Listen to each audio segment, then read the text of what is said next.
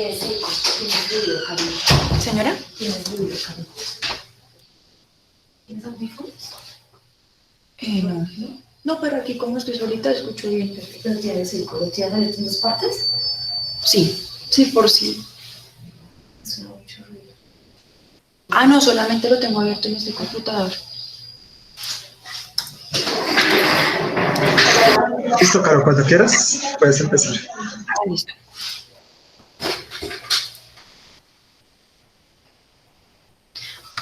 Bueno, buenos días. Mi nombre es María Carolina Sánchez Cabrera, soy residente de pediatría tercer año. El día de hoy les voy a hablar de síndrome de dificultad respiratoria aguda en pediatría y mi tutor para este tema fue el doctor Pablo Vázquez.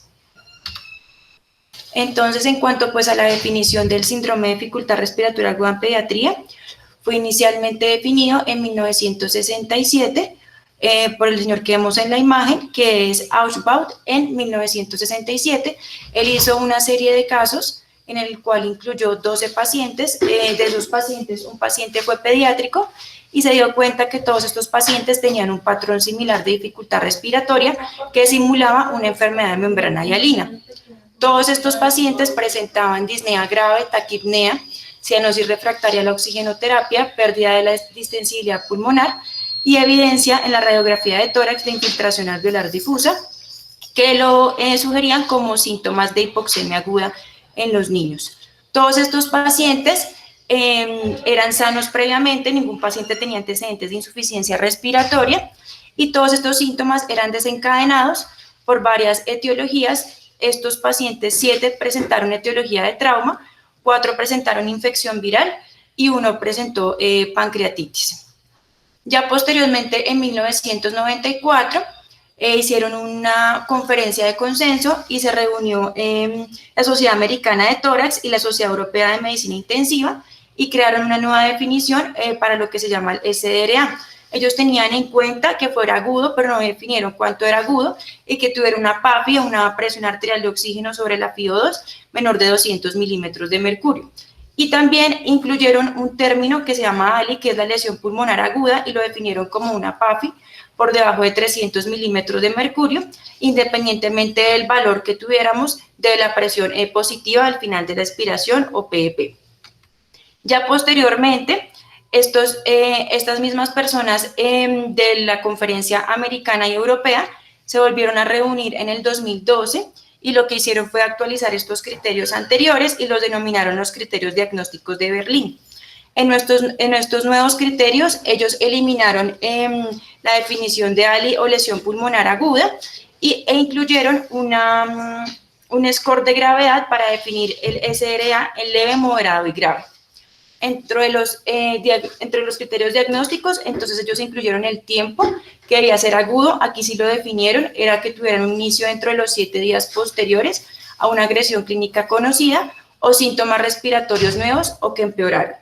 El origen del SRA debía ser una insuficiencia respiratoria o un edema pulmonar no cardiogénico, es decir, que no fuera explicado por la función cardíaca o por la sobrecarga de volumen.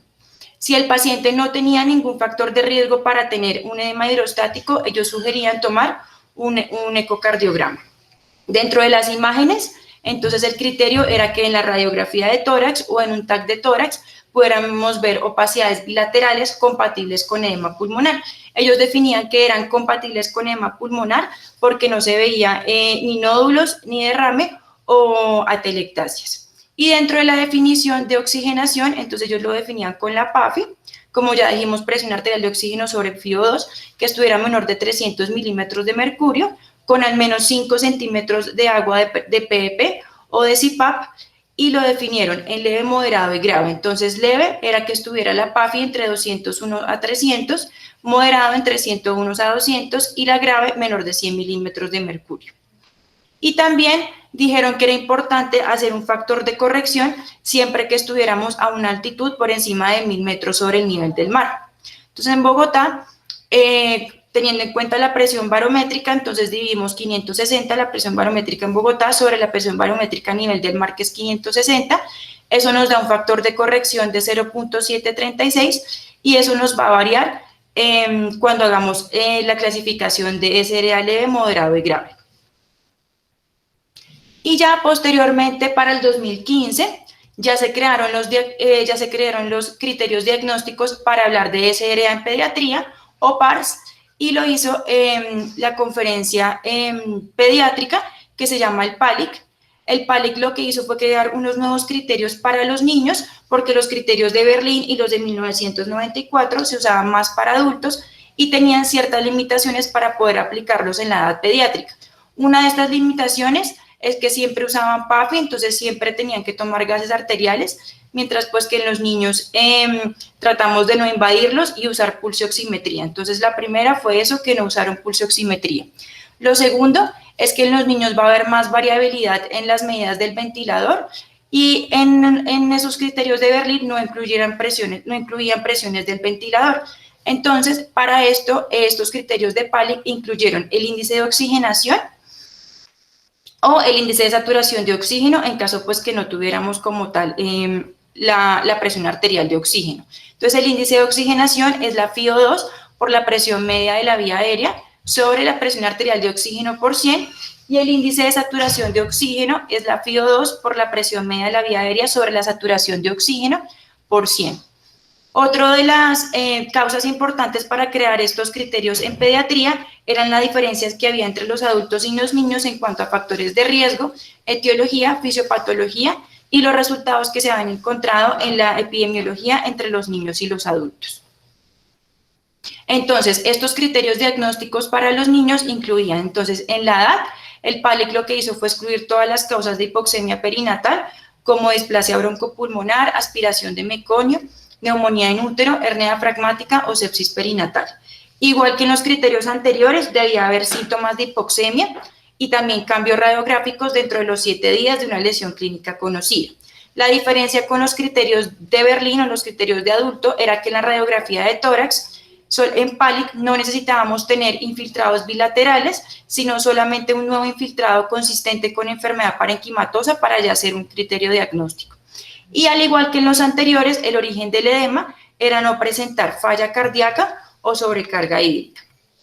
Dentro de los criterios de oxigenación, lo que hemos dicho, ellos utilizan índice de oxigenación o índice de saturación de oxígeno si el niño está con ventilación mecánica invasiva, y cuando está en ventilación mecánica no invasiva, lo que se usa es PAFI, y si no tenemos, pues usamos la SAFI. Entonces, en cuanto a ventilación mecánica invasiva, hablamos de un SRA leve, cuando tiene un índice de oxigenación entre 4 y 8, o un índice de saturación de oxígeno entre 5 y 7.5, moderado de 8 a 16 el índice de oxigenación, y el de saturación de oxígeno de 7.5 a 12.3, y ya cuando tenemos un SRA grave, tiene que tener un índice de oxigenación mayor a 16, o un índice de saturación de oxígeno mayor de 12.3. Cuando el paciente está con ventilación mecánica no invasiva, ellos no clasifican la gravedad del PARS, o sea, no dicen si es leve, moderado o grave, simplemente dicen que el niño tiene un SRA si tiene una PAFI por debajo de 300 milímetros de mercurio, o pues si no tenemos gases, utilizamos una SAFI que esté por debajo de 264, y siempre con un CPAP o una PEP mínima de 5 centímetros de agua. También en estos diagnósticos del PALIC 2015, ellos tuvieron unas circunstancias especiales, que eran los niños con disfunción ventricular izquierda, que ya de por sí tenían hipoxemia. Para tener un SRA debían cumplir todos los criterios de PARS que dijimos, y que la hipoxemia fuera aguda y las imágenes del tórax cambiaran y no pudieran explicarse por su insuficiencia cardíaca aguda del ventrículo izquierdo o por una sobrecarga hídrica. En los niños con cardiopatía cianosante, entonces también debían cumplir todos los criterios de PARS y tenían que tener además un deterioro de la oxigenación no explicado por su enfermedad cardíaca subyacente. Y en aquellos niños con enfermedad pulmonar crónica preexistente, lo mismo, criterios PARS, más que tuvieron un deterioro agudo de su línea de base y que cumplieran todos los criterios de oxigenación que vimos anteriormente. Estos pacientes, como ya tienen una enfermedad que los va a conllevar a la hipoxemia, entonces no recomendaban estratificarlos ni por índice de oxigenación ni por índice de saturación de oxígeno. Además, pues en estos criterios diagnósticos de pediatría no incluían medidas para espacio muerto, tampoco incluían medir la distensibilidad. Ellos tenían unas metas de saturación que fuera necesario titularlas para que el niño saturara entre 88 y 97%, y también no solamente definían que era tener un niño con SRA, sino también que era tener un niño con riesgo de SRA, esto con el fin de determinar la epidemiología de la progresión de la enfermedad y las posibles vías para la prevención de que el niño pues llegara como tal a presentar un SRA. Entonces acá tenemos el resumen de lo que dijimos, los criterios diagnósticos para los niños de PALIC 2015, lo que habíamos dicho, la edad, entonces excluimos todo lo perinatal, el tiempo que esté dentro de los 7 días, el origen del edema que sea no cardiogénico, que tenga aparición de infiltrados nuevos en la radiografía de tórax, la oxigenación que vimos, si es ventilación mecánica no invasiva, no lo clasificamos por gravedad, entonces tenemos en cuenta PAFI o SAFI. Si el niño está con ventilación mecánica invasiva, usamos índice de oxigenación o índice de saturación de oxígeno y lo clasificamos de moderado y severo y las situaciones especiales que acabamos de nombrar. Y también definen los niños que tienen riesgo de llegar a un SRA, va a ser igual edad, tiempo, origen del edema, radiografía de tórax, lo que cambia es el criterio de oxigenación. Entonces, si el niño está con una ventilación mecánica no invasiva, si está con máscara nasal, CPAP o BiPAP, y está usando una FIO2 por encima del 40% para llegar a las metas de saturación entre 88 y 97%, decimos que es un niño que tiene riesgo de llegar a un SRA. Si el niño tiene máscara facial, cánula nasal o de alto flujo, y también necesita lo que vemos acá según la edad, por ejemplo, si es menor de 1 año, 2 litros por minuto, para llegar a esas metas de saturación, también decimos que está en riesgo de SRA. Y los niños con ventilación mecánica invasiva es aquellos que tienen un índice de oxigenación por encima de 4 o un índice de saturación de oxígeno por encima de 5 para también poder llegar a estas metas de saturación de oxígeno.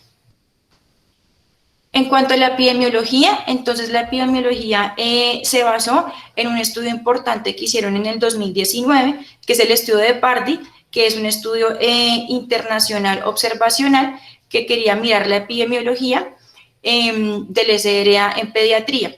Este estudio se realizó en 145 unidades de cuidado intensivo pediátrico en 27 países, se admitieron 23.280 pacientes, de los cuales 12.242 requirieron ventilación mecánica, y lo que se hizo en este estudio fue que todos los pacientes que ingresaran en el estudio se midieron en 5 días consecutivos durante aproximadamente 10 semanas, desde el 9 de mayo del 2016 al 16 de junio del 2017. Los pacientes que tenían nuevo diagnóstico de SRA fueron 708 pacientes pues, de los incluidos, y se evaluó la mortalidad hasta la alta hospitalaria o a los 90 días, lo que pasara primero de cualquiera de las dos cosas. En este estudio se dieron cuenta que la mayoría de los niños eran menores de 5 años y, como hemos visto también en definiciones previas, más del 40% de los niños eran previamente sanos. La incidencia de SRA de ingreso a UCI fue de 3.2%, significativa, y de ventilación mecánica fue del 6.1%. Se dieron cuenta que había mayor incidencia en países de altos ingresos cuando lo comparaban con países de medianos ingresos, y cuando compararon la epidemiología, según los criterios PALIC 2015 y los criterios de Berlín, se dieron cuenta que más de 40% más de los niños presentaban SRA cuando se hacían, catalogaban con los criterios de PALIC 2015. También se dieron cuenta que era más frecuente tener SRA en niños en comparado con las niñas. En cuanto a la mortalidad, ellos tuvieron una mortalidad global del 17.1% cuando lo clasificaban leve, moderado o severo, pero aumentaba notablemente cuando tenían un PARS grave, y aumentaba esta mortalidad hasta el 33%. La mayoría de los niños que tenían aumento de la mortalidad iban a tener alguna comorbilidad asociada. Se dieron cuenta que el 63% de esos niños tenían comorbilidades asociadas, y las significativas que aumentaban la mortalidad eran el cáncer en un 50.9% de mortalidad, tener inmunosupresión, haberle tomado gases arteriales en el niño porque lo catalogaban que tenía un PARS grave y por eso llevamos a toma de gases arteriales, que tuviera un índice de predicción de pediatría mortalidad que lo hubieran usado, también aumentaba la mortalidad, usar vasoactivos durante el diagnóstico de SARS o estar usando vasoactivos al tercer día de estar con SRA, también aumentaba la mortalidad en estos pacientes.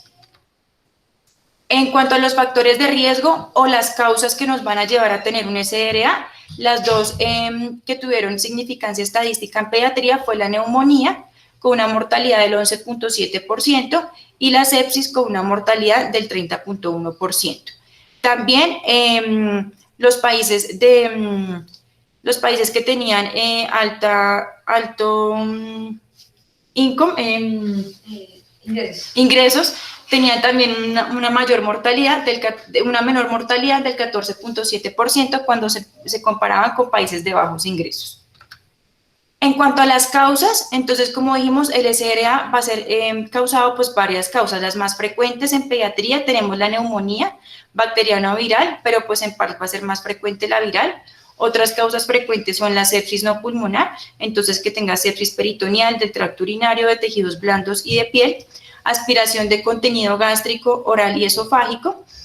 Y otra de las causas es que tenga trauma, que puede ser por heridas contundentes, penetrantes o también por quemaduras. Dentro de las causas menos frecuentes que nos van a llevar a un SRA, tenemos una pancreatitis aguda, la transfusión de plasma fresco congelado, glóbulos rojos o plaquetas, que nos va a llevar también a lo que denominamos TRALI, que es la lesión pulmonar aguda asociada a estas transfusiones, intoxicaciones por medicamentos, ahogamiento, choque hemorrágico o lesión por reperfusión, y también las quemaduras por inhalación como tal de humo.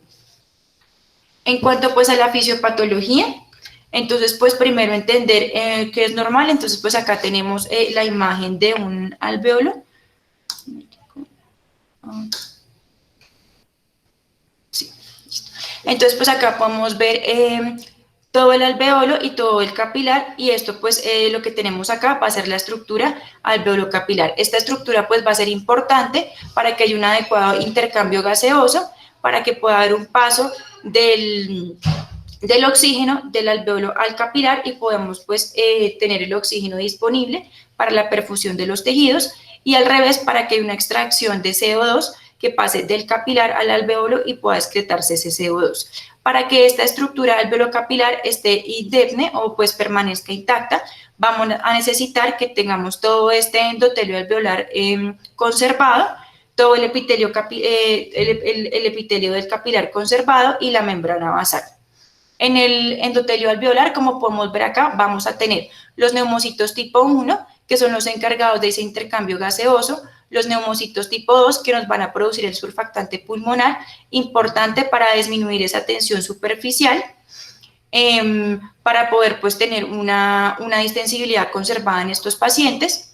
Y también tenemos que ambas células, tanto neumocitos tipo 1 como neumocitos tipo 2, van a tener unos canales iónicos que nos van a permitir, cuando tengamos pues un aumento de líquido intersticial, poder hacer un movimiento tanto de agua como de iones para que todo este espacio aéreo permanezca seco.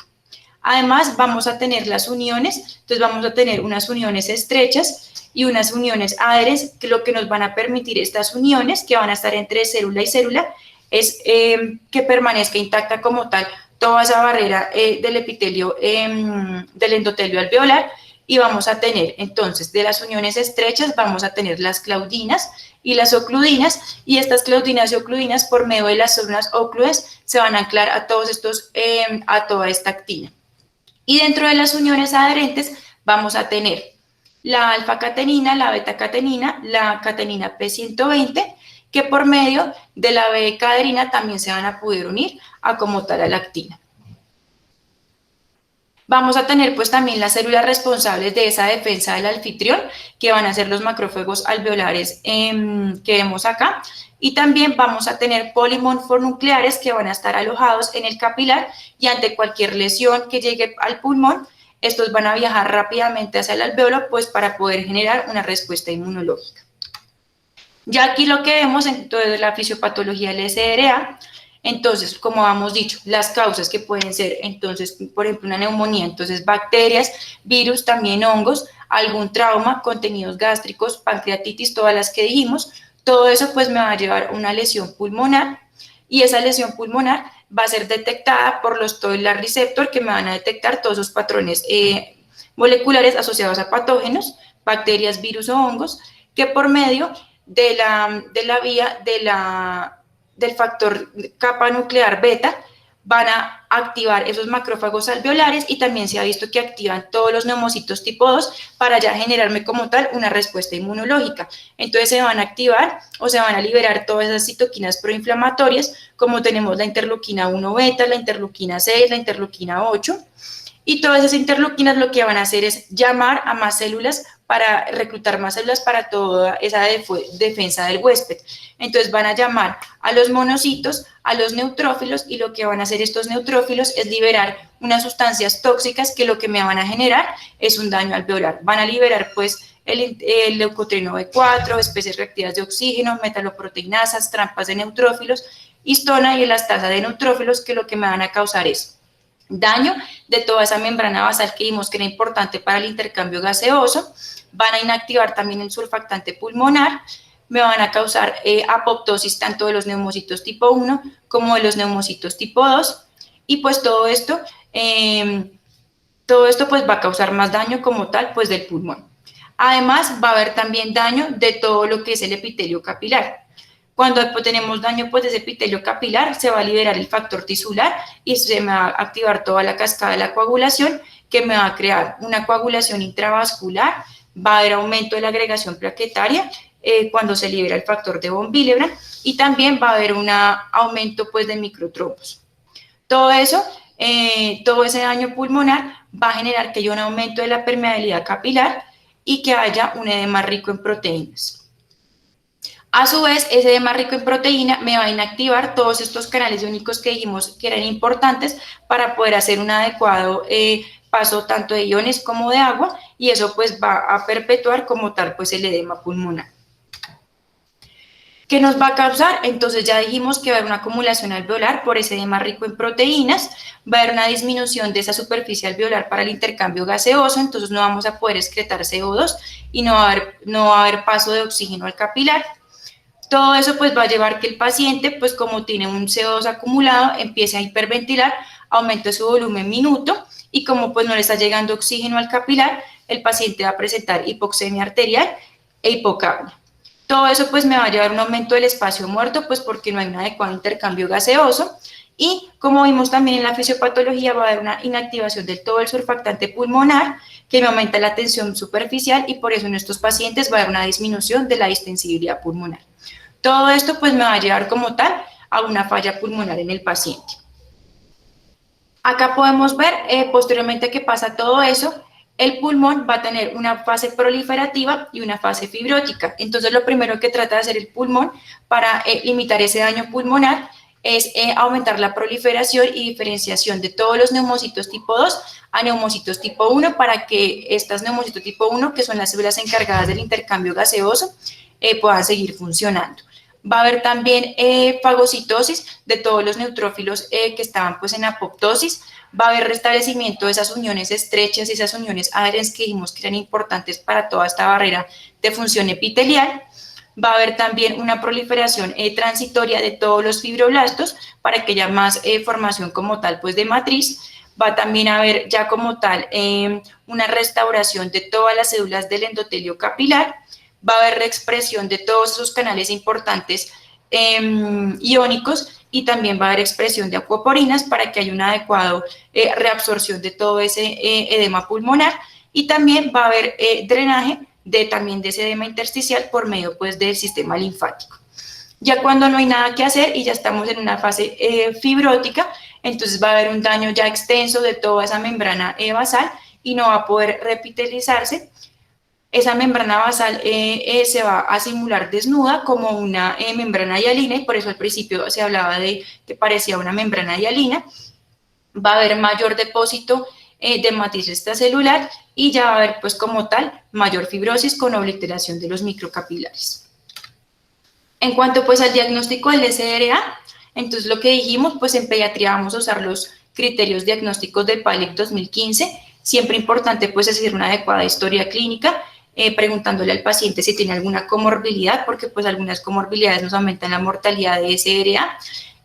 También preguntar cuál podría ser, con una historia clínica dirigida, poder pensar cuál puede ser la causa del SRA, si el paciente ha tenido un trauma, si el paciente tiene una pancreatitis, y pues hacer un adecuado examen físico buscando pues los signos y síntomas que presentan los pacientes con SRA. Entonces van a tener, como dijimos, tos, dificultad respiratoria, disminución en la saturación de oxígeno, cianosis, taquicardia y taquipnea. También es importante pues tomar lo que dijimos, la radiografía de tórax, que está dentro de los criterios diagnósticos, que tengan nuevos infiltrados inflamatorios relacionados con una enfermedad aguda pulmonar, otras pruebas diagnósticas, entonces siempre usar la pulsioximetría, si tiene un PARS grave, pues los gases arteriales importantes también para el diagnóstico. Lo que dijimos, siempre identificar el factor de riesgo clínico asociado, que ya dijimos que los más frecuentes van a ser los respiratorios, las neumonías, entonces en estos niños se benefician de panel viral y hemocultivos, o también pues los intraabdominales, preguntar si no ha tenido algún trauma o más abdominal que requiera pues unas imágenes abdominales. Dentro del diagnóstico también podríamos usar los biomarcadores, sin embargo no son ampliamente utilizados en la clínica, que lo que hacen es predecirnos el SRA.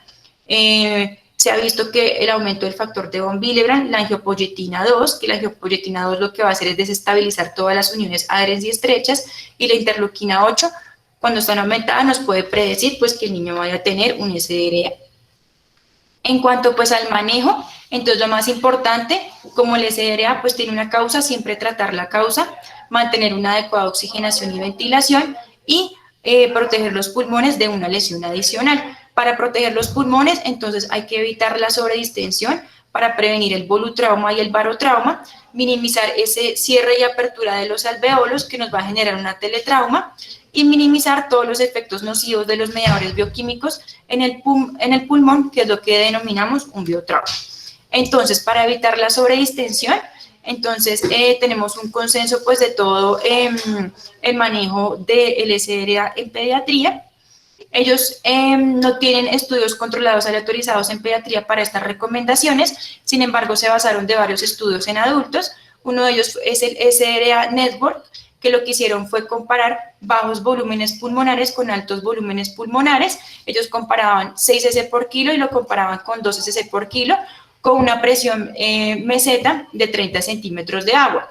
Se dieron cuenta que cuando usaban volúmenes pequeños de 6 cc por kilo, disminuía la mortalidad y había más días libres de ventilación mecánica en los adultos, por lo cual ellos recomendaban pues volúmenes bajos. ¿Qué recomienda PALIC? Entonces PALIC lo que recomienda es que si el paciente tiene una distensibilidad muy baja, poner volúmenes pequeños de 3 a 6 cc por kilo, pero cuando tenemos una distensibilidad moderada o casi preservada, podríamos usar volúmenes corrientes fisiológicos que son de 5 a 8 cc por kilo.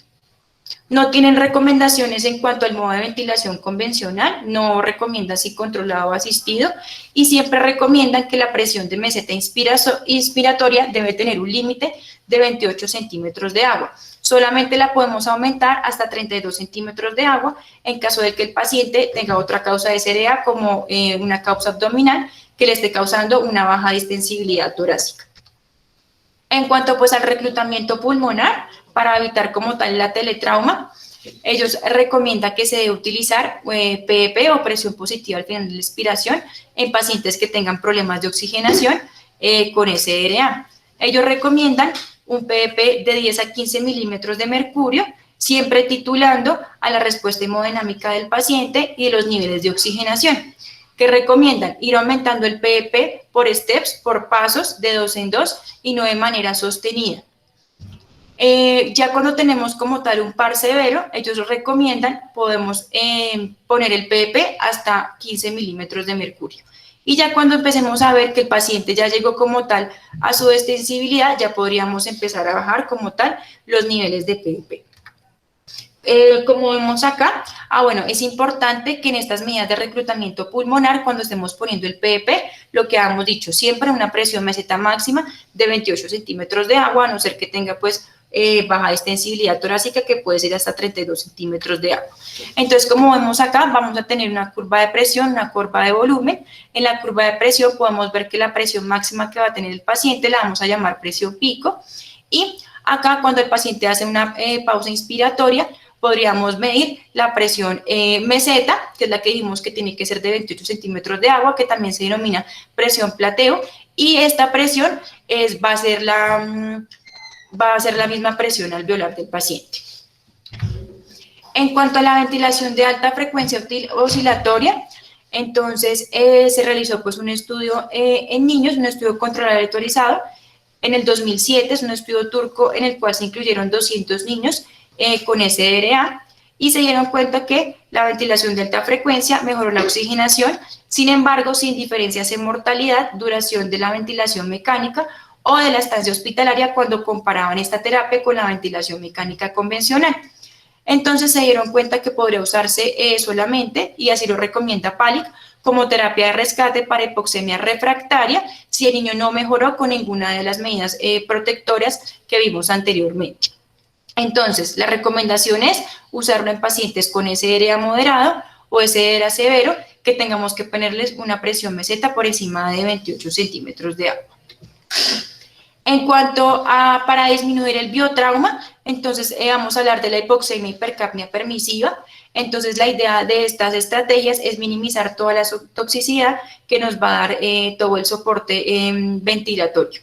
Entonces ellos hablan de hipoxemia permisiva para un PARS leve que debe ser saturar entre 92% y 97% cuando tenemos una PEP por debajo de 10 centímetros de agua, y una hipoxemia permisiva para un PARS grave para metas de oxigenación entre el 88 y el 92%, con un PEP por encima de 10 centímetros de agua.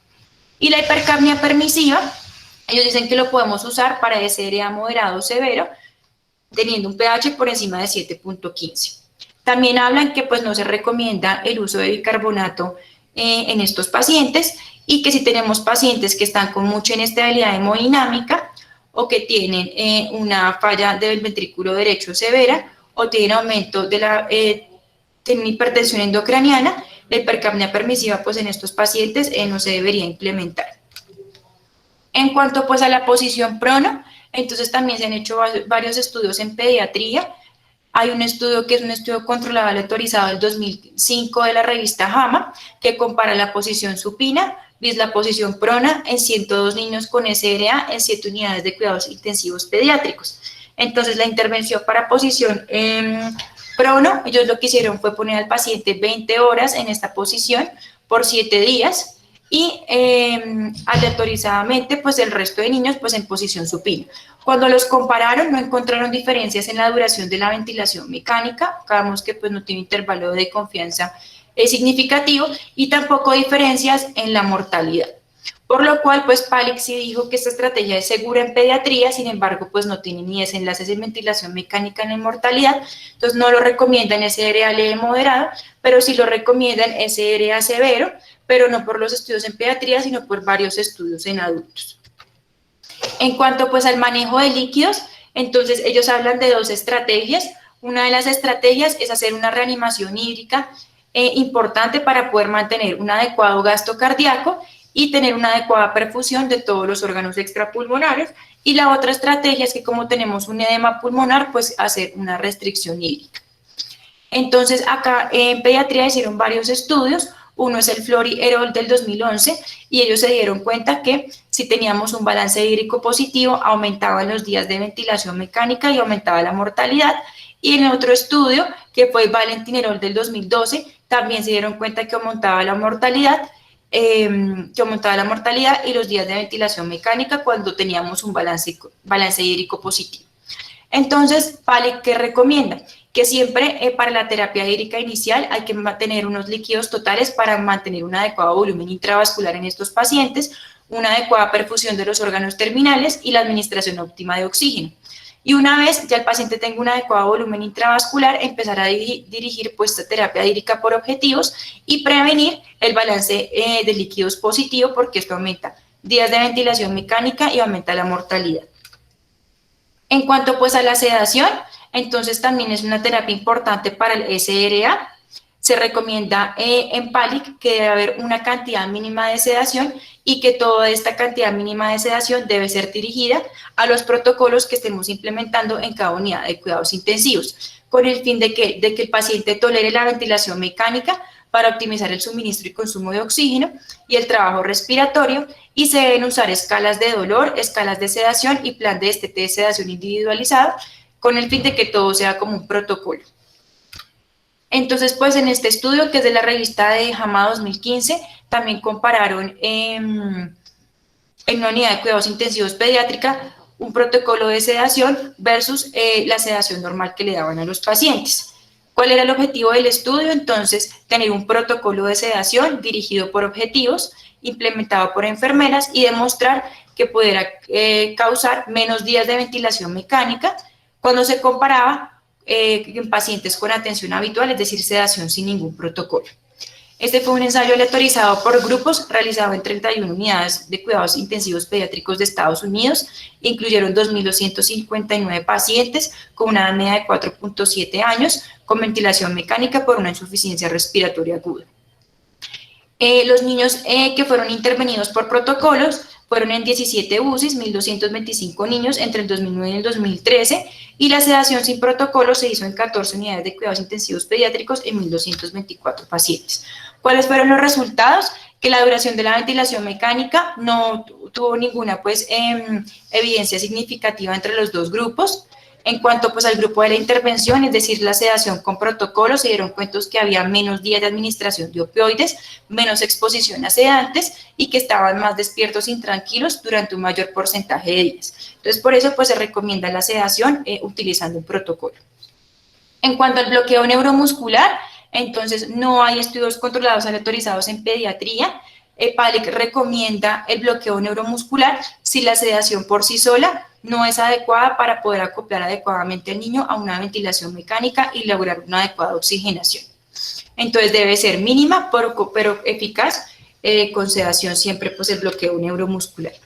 En cuanto a la nutrición, también ellos implementan que debe ser protocolo dirigido a objetivos, siempre instalar la nutrición lo más rápido posible con el fin de hacer una adecuada recuperación del paciente, que tenga un adecuado crecimiento y cumplir todas las necesidades metabólicas del paciente, y siempre que el niño pueda tolerar la vía oral se recomienda siempre la nutrición enteral sobre la nutrición parenteral.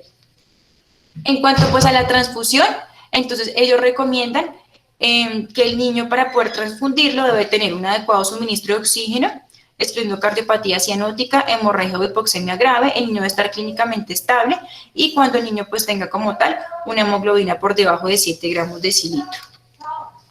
Otras terapias que han implementado para el SRA es el óxido nítrico. Entonces, como sabemos, el óxido nítrico es un vasodilatador del músculo liso. Lo han implementado como óxido nítrico inhalado, como vasodilatador pulmonar, porque aumenta el flujo sanguíneo a áreas con ventilación adecuada y lo que va a mejorar es todos esos desajustes de la ventilación, perfusión y la oxigenación. Hay 3 estudios controlados aleatorizados en pediatría que hablan del óxido nítrico inhalado. Se dan cuenta que sí mejora la oxigenación, pero no tiene ningún desenlace en la mortalidad. Por lo tanto, PALIC dice que el óxido nítrico no se recomienda de uso rutinario, solamente lo deberíamos utilizar si tenemos un niño con SRA y también tiene una hipertensión pulmonar conocida, una disfunción severa del ventrículo derecho o un niño que tenga un SRA grave con puente a ECMO. En cuanto al surfactante pulmonar, entonces como vimos en la fisiopatología, el surfactante pulmonar va a ser inactivado, entonces eso nos va a aumentar la tensión superficial y nos va a disminuir la distensibilidad. Sin embargo, todos los estudios controlados aleatorizados en pediatría se dieron cuenta que el implementar surfactante pulmonar mejora la oxigenación, pero tampoco tiene desenlaces en la mortalidad, por lo cual PALIC tampoco lo recomienda de uso rutinario para SRA, solamente para fines de investigación. Otras terapias que tenemos disponibles son los esteroides. Todos los estudios controlados aleatorizados en pediatría no encuentran diferencias ni en mortalidad, ni en duración de ventilación mecánica, ni en estancia en UCI, por eso no lo recomienda PALIC. Y ya en última instancia podríamos usar ECMO, ya cuando el paciente tiene un SRA muy grave, pero debe tener una causa de insuficiencia respiratoria que sea reversible para poder utilizar esta terapia, y que las estrategias de protección pulmonar que utilizamos antes no dieron un adecuado intercambio gaseoso. Ya como conclusión, entonces podemos decir que el SRA significa tener un inicio agudo de edema pulmonar no cardiogénico asociado a síntomas de hipoxemia que va a ser causado por todo lo que vimos en la fisiopatología, por esa inflamación alveolar, y que estos pacientes van a requerir ventilación mecánica. Que para definir SRA en pediatría vamos a usar los criterios diagnósticos de PALIC del 2015, que los factores de riesgo que van a llevar a un SRA en pediatría más importantes van a ser la neumonía viral o bacteriana y después la sepsis, y siempre para el manejo tratar la causa del SRA y usar pues todas las medidas de ventilación protectora pues que vimos anteriormente. Muchas gracias. Bueno, muy bien, Caro. Pues ante todo, felicitaciones, una charla muy bien preparada, muy bien conducida, bien diagramada, muy actualizada. Creo que realmente hiciste una muy buena presentación, se te entendió bien. Algunas cosas obviamente son muy específicas del cuidado intensivo, sin embargo, pues ese era el tema que te habíamos asignado y creo que lo conduciste muy bien. Muchas gracias, doctor. En principio no tengo ningún ajuste a lo que dijiste, hay algunas cosas puntuales